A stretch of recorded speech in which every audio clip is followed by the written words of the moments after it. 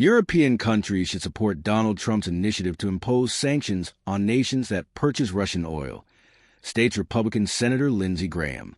The politician noted that yesterday, the U.S. president issued a message to European allies, mostly NATO members, expecting them to follow his lead and impose tariffs of 50% to 100% on Chinese goods imported into Europe.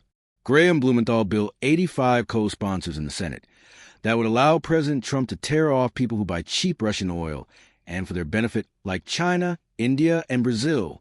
China and India would change their practices toward Putin. This war would end, Graham said.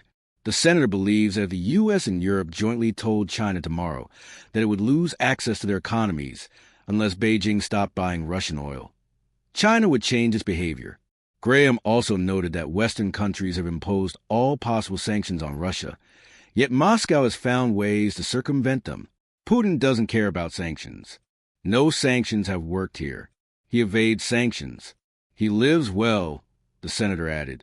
Crippling sanctions bill against Russia. Earlier this year, Republican Senator Lindsey Graham, Democrat Richard Blumenthal, and more than 80 other lawmakers introduced a bill in Congress proposing 500% tariffs on imports to the U.S. from countries that purchase Russian oil, petroleum products, natural gas, or uranium.